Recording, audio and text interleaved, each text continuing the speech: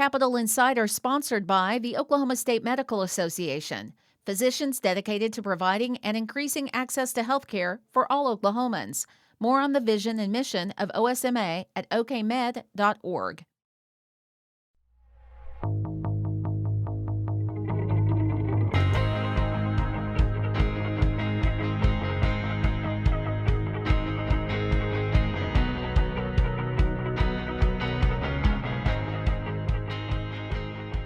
This is Capital Insider, taking you inside politics, policy, and government in Oklahoma. I'm Dick Pryor with Quorum Call publisher Sean Ashley. Sean, with the early sine die adjournment on May 14th, there's not much left to follow from this legislative session. So now, eyes are on the governor's office as he considers whether to sign, veto, or pocket veto the last legislation to hit his desk. Where does that stand? Governor Stitt has approximately 40 bills and joint resolutions on his desk for final consideration.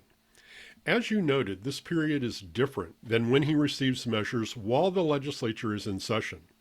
First, he has 15 days from sine die to act, rather than the 5 days, excluding Sundays, he has when lawmakers are meeting. Second, anything he doesn't act on is considered vetoed, a pocket veto, rather than becoming law absent the governor's signature. In the last few days, Governor Stitt has directed Attorney General Gentner Drummond to cooperate with the Trump administration's audit of state Medicaid fraud control units. What are those units, and what is the state's role in this federally funded program?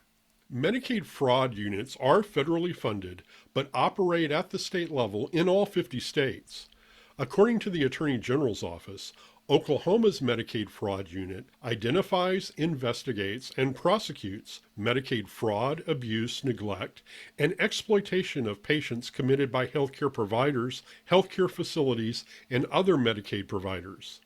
The unit, according to the AG's office, has recovered over $91 million for the state Medicaid program and acquired over 126 criminal convictions in fraud and abuse cases in the past 5 years. This direction raises an interesting question about the extent of the governor's powers. Governor Stitt also directed the Attorney General to investigate potential state and federal law violations related to alleged mismanagement in the weatherization program administered by the Community Action Agency of Oklahoma City and Oklahoma and Canadian counties. Does the governor of the state of Oklahoma have the authority to direct the work of the Attorney General or other state elected officials? No, he does not. These are constitutional offices. And as Governor Stitt has acknowledged in the past, during some of the controversies related to former Superintendent of Public Instruction Ryan Walters, he does not have the authority to direct another statewide elected official on how to fulfill his duties or conduct themselves while in the office. That person, the governor said, ultimately answers to the voters.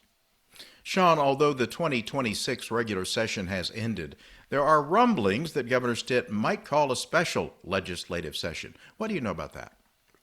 Governor Stitt posted on X on May 15th that he was seriously considered calling a special session to, quote, outlaw deceptive AI-generated political content in Oklahoma elections, unquote.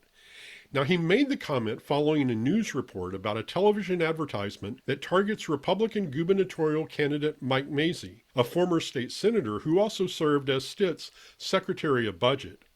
The ad includes AI-generated images of Mazzei with former First Lady and 2016 Democratic presidential candidate Hillary Clinton in the Oval Office, something that certainly never happened. Now, lawmakers had the chance during the 2026 legislative session to consider 2 bills that address artificial intelligence in campaign commercials, but chose not to advance those measures. And as for a special session to address the issue, that would really be a hard sell. A lot of lawmakers currently are out campaigning for re-election and likely would be reluctant to return to the Capitol. Plus, the primary election is just over 3 weeks away. And Sean, finally, how do you think this year's legislative session will be characterized and remembered? I think most people will remember it for how quickly a budget deal was done. Governor Stitt and Republican lawmakers announced their agreement April 1, and by April 15th, tax day, Stitt had signed the General Appropriations Bill. It was certainly a different kind of session. Thanks very much, Sean.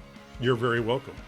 For more information, go to quorumcall.online. You can find video of Capitol Insider segments on the KGOU YouTube channel. Audio and transcripts are at kgou.org. And look for Capitol Insider where you get podcasts. Until next time, with Sean Ashley, I'm Dick Pryor.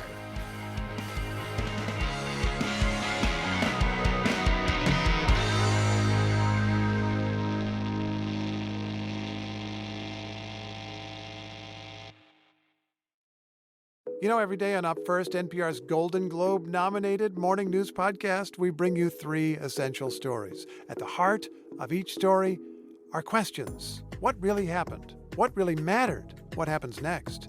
At NPR, we stand for your right to be curious and to follow the facts. Follow Up First wherever you get your podcasts and start your day knowing what matters and why.